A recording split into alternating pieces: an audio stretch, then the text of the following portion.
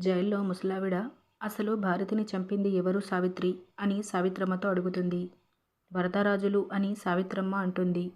మరోవైపు వరదరాజులును హాస్పిటల్లో ఉన్నట్టు మనకి చూపిస్తారు. ఇక ఫ్లాష్ బ్యాక్లో అసలు నేను నీ జీవితంలోనే లేను అని భారతి వరదరాజులతో అంటుంది. జీవితంలో లేనోళ్ళు నా లెక్కల్లో కూడా లేనట్టే అని వరదరాజులు అంటూ వెనక నుంచి కత్తి తీస్తాడు. ఆ కత్తికి చేతిలో ఉన్న రుమాల్ కడతాడు. ఇక ఒక్కసారిగా భారతి కడుపులో కత్తిని దింపుతాడు.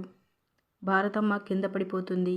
ఇక వరదరాజులు కత్తి అలాగే వదిలేసి చేతి రుమాల్ తీసుకొని పక్కకు జరుగుతాడు. అదే సమయంలో సావిత్రమ్మ భారతి అంటూ పిలుస్తూ వస్తూ అటూ ఇటూ చూస్తూ సడన్గా భారతమ్మను చూసి షాక్ అవుతుంది. ఇక భారతమ్మ దగ్గరికి వస్తుంది.